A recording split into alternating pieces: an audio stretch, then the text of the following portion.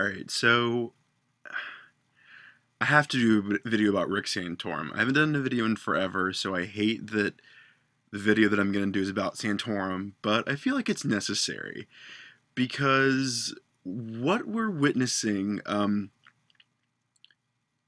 think is fun and exciting if you follow politics. I've been huge into politics. I am huge into politics, and what we're seeing now is kind of an oh shit moment. And I was trying to come up with a good analogy to describe the current GOP situation because we've become accustomed in this cycle, in this election cycle, for there to be massive cyclical frontrunner changes while Mitt Romney stays at like 23%. That's been the common wisdom. The wisdom has been, at the beginning it was, well, Republicans may fall in love with different people along the way, but they'll come back to Romney because Romney is the closest thing they have to a moderate. And despite what some people think, you don't get to the White House by winning Nebraska and Oklahoma. It doesn't happen that way. For better or worse, there's such thing as electoral college, which I think should be abolished in a straight out popular vote contest, but that's a whole other story. But you have to be somewhat of a moderate. Now, I was thinking today, and I was like, Republicans will try to draw comparisons. And they'll try to draw comparisons between, like, Hillary Clinton and Obama. And I was thinking about that. I was a huge Hillary fan. So I tried to go back and look at it, sort of detached and say, okay, what were the real differences? And the difference between Obama and Clinton was more of perspective than on substance and volume. And I think there's a real difference between Mitt Romney and Rick Santorum. I think that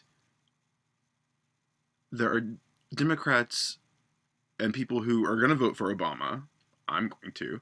But I think there are people who could stomach a vote for Romney and say, I don't agree with him on everything, but I at least think he has a sound grasp on reality.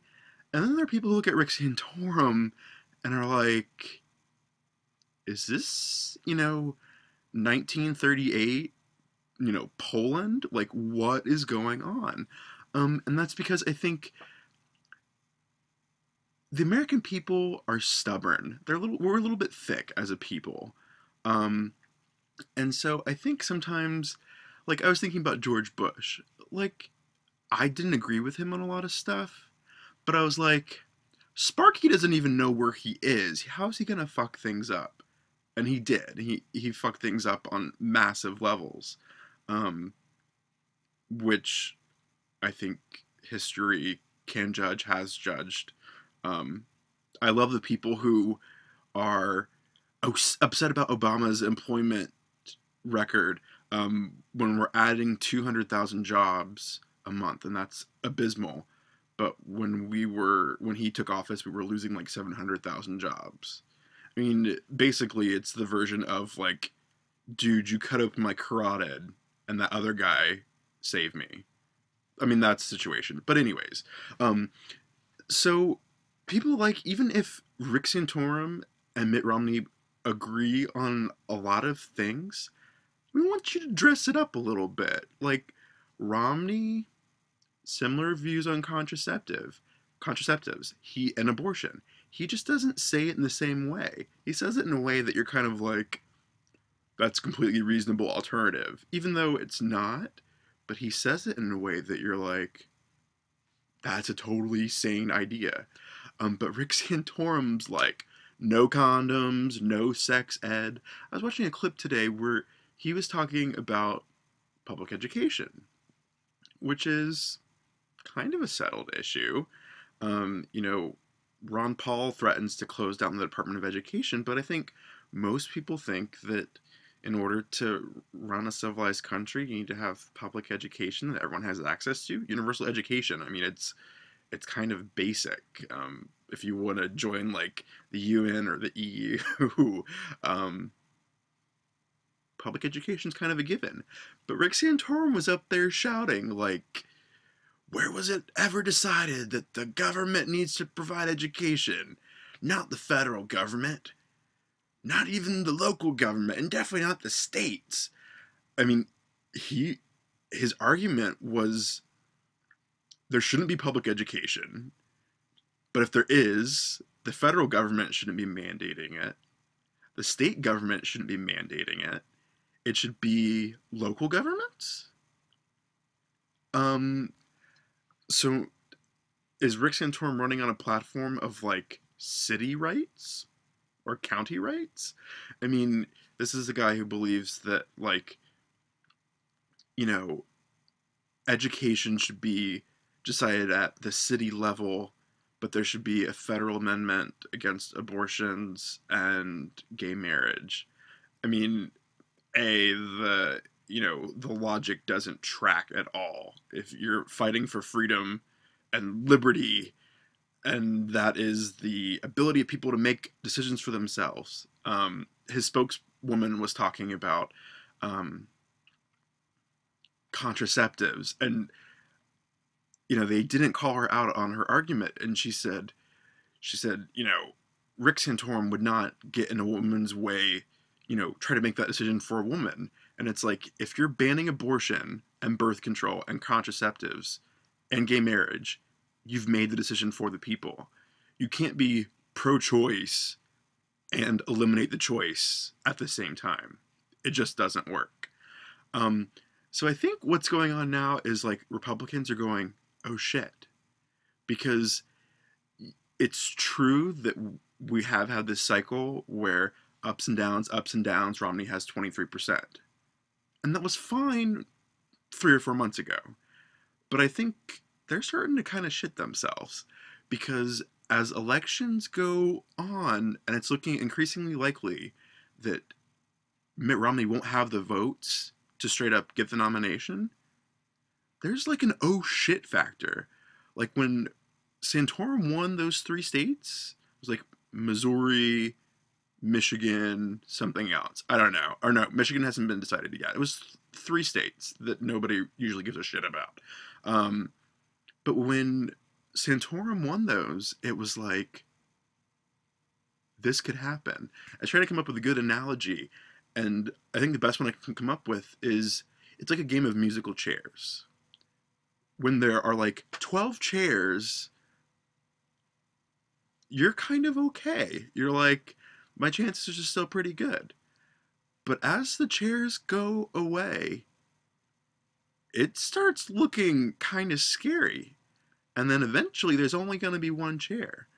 And people are like, well, Rick Santorum's just the surging flavor of the week. And it's like, all you need to do is surge at the right time. I mean, it doesn't matter if your, chart is like that. If it's 5 months out from the election, who gives a shit? Michelle Bachmann, bye, we'll see you later. Poor Rick Perry. But if your chart's like that, and the election is right there, or most of the votes occur during your upswing, who cares if it's down? I mean, you've already been nominated. I think that's what's going on in the Republican Party, and they're talking about brokered conventions and can we get a new candidate in like Chris Christie who